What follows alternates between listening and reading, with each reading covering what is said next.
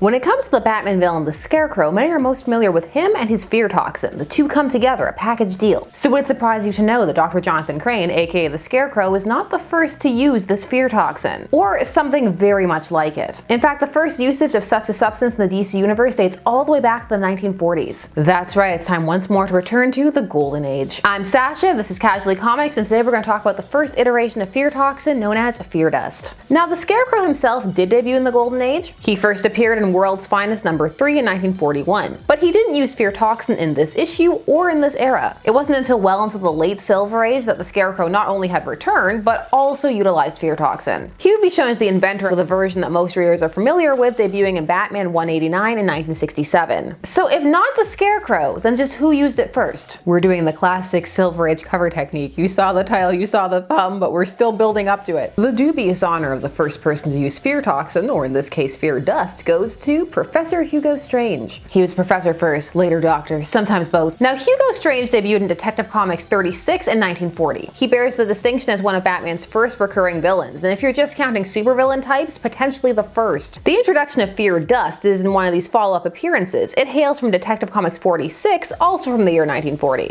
The story was fittingly enough titled Professor Strange's Fear Dust. No false advertising here. It was written by Bill Finger, pencils Bob Kane, inks many people, Bob Kane, Jerry Robinson, and George Russo's. It's not listed, but most likely one of them did the colors as well. As this is still early Batman, all of this will be framed around a gangster plot. And that's why when you go to throwbacks like Year One, those are who he's fighting first. It's very much an ode to where he comes from. As Batman evolved, you would get more of the supervillain types that more modern readers are more familiar with. Now, Strange's inclusion in this story pushes it more into your typical, or what would become typical, supervillain fare. We open on Batman busting up some gangsters who are looting a warehouse. Hoodlums, as they say. He's laying a hardcore smackdown. It's a panels are numbered so you know where to look next, Golden Age style beating. And while this is going on, he's suddenly given pause when he gets the last remaining gangster or hoodlum, thug. We're using all the words as his hand closes about a surviving hoodlum. I know that sounds ominous, they're just unconscious.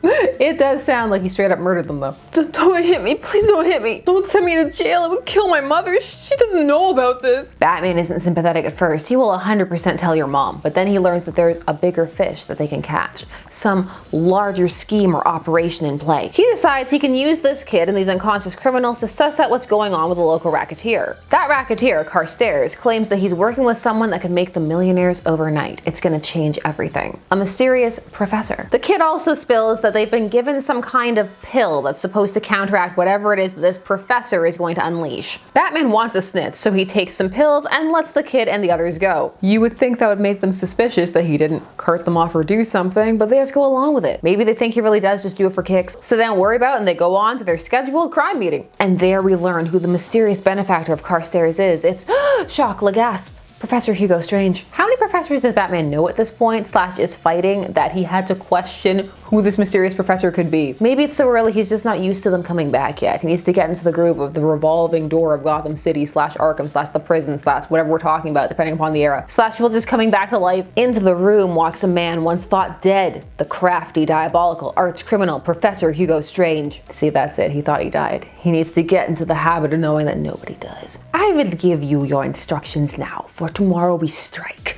Tomorrow at noontime. Now listen carefully. Look at Strange coming out the gate like so many Batman characters with a design that will stick with them. He'll maintain it, it'll just get more refined. A smoother curvature on the head. And what are the instructions? The instructions are rob a bank and spray the mysterious spray out of the spray gun at the police and other people who try and stop you. And what does the spray do? It renders the guards frightened. Just paralyzed with fear. They can do nothing but cower and beg. As they breathe the spray, a weird thing happens. The guards drop their guns and cower before the hoodlums in utter terror. Don't shoot us. Please don't shoot. It worked. Look at him. It worked. That hoodlum looks like Dick Tracy. Trembling with fear, the police quail before the bandits' icy terror clutches their hearts. I have not heard the word quail used like that before. I would have used quake. We should bring back quail like that. Quailing. Don't hit me. Look at him, scared stiff. First time I ever saw a policeman scared before. Sure is a novelty. That fear panel in the yellow bullseye is great. What a cool image that would be to separate, remove the narration box and do something with. Maybe add another fear down there. The way the fear is leaping off the panel at the reader in the center of that hypnotic kind of bullseye circling. It's a really compelling image. The terror of the face in the center, it's very evocative. The robberies are a resounding success, and the gas gets its name inside the story. And later that day, when the bandits bring their plunder, that master of villainy, Professor Strange, is jubilant. As Strange gazes upon his riches, he dubs the substance fear dust and says he has even bigger plans for it. But first, he notices that one kid, that 17-year-old, he looks a bit sus. He looks a bit off. Maybe they should follow him and see what's going on. This also highlights that Strange is more perceptive, which is something that's going to stay with him as his character evolves. They're going to take it into the psychiatry/psychology avenue, but for now it's just he's very observant. I mean, not that the kid was being slick, but still Strange is the only one who noticed. And so when this kid goes to the snitch meeting with Batman, Batman gets captured. And when the Batman awakens, he sees before him a face he had hoped never to see again. Professor Strange, you're the professor. I should have known it would be you. Greetings, Batman. It seems that fate has seen to it that we should meet again. Fate has been unkind this time. To you. I say unkind because this time I shall vent my full hatred upon you. You shall feel it slowly but surely. Do your worst. You don't scare me with your melodramatic threats. You'd expect something more grandiose after a statement like vent my full hatred upon you. At least something maybe with a crocodile pit, or some tools or accessories of some kind. Something to make it a little special, you know? No, he just has his goons beat Batman up really badly. As for the fear dust, Strange has other plans for it. And they include world domination. His plan is to take over the reins of the government and become the dictator of America, which he will influence with the fear dust so that they feel compelled to follow him. First, we must put fear dust into the people. They must be afraid to buy, be afraid of invasion, so afraid that all will be chaos. Then is the time to strike. He's got key locations to get this done, places where it's gonna spread the fear. One is the subway, because they'll spread really easily there. The reservoir, get inside of people's water. And a movie theater, because people are gonna congregate there. Just he's really ready to spread fear and chaos among the people. It's a pretty scary plan, and like most of his early appearances, really sets Strange up as a threat. Now, despite how widespread this plan is, how many places they're supposed to hit, the distance between them,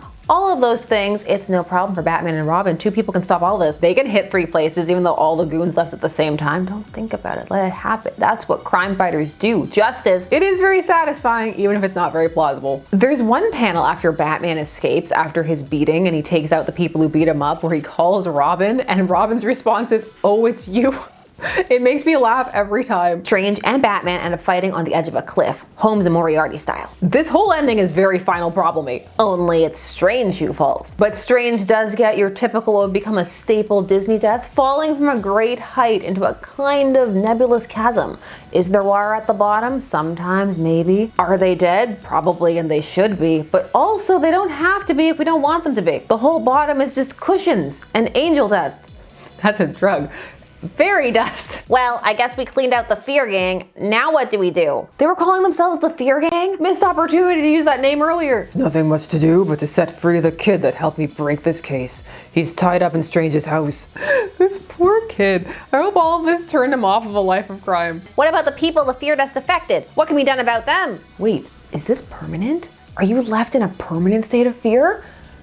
That's dark. That's super effective. The story's layered. Batman says that he'll use the pills, which did come in handy. They did use them, him and Robin, to not be affected by the gas, and then they'll do research and they'll find a cure. Yay, the end. See you next month. That's how often it was coming out at the time. So that was the fear dust, a pretty potent and dangerous tool. So what happened to it? And why when it came back would it return with the Scarecrow and not with its originator, Professor Hugo Strange? There are a couple of reasons for this. One, this deathfall was the seeming end of Earth 2, which is the Golden Age Earth, which is where these adventures are said to have happened later on as canon progresses. It was the seeming end of that version of Hugo Strange. And the end of his story wouldn't be shown until the 80s, where it was revealed that the life he'd lived after that fall was pretty horrific. That fall did him some serious damage, serious fall damage. However, the character of Hugo Strange himself would return before that canonical tying back to the Golden Age version. The character would reappear as an Earth 1 version, which is the Silver Age version of the Earth and the characters, which is the one that people are most familiar with going forward, and that version would make their reappearance in Detective Comics 471 in 1977. So a full decade after Fear Toxin had already been reintroduced with the Scarecrow. Or rather, introduced, because it's treated very much like that's the first time. Although it is said that most things that happen on the Golden Age Earth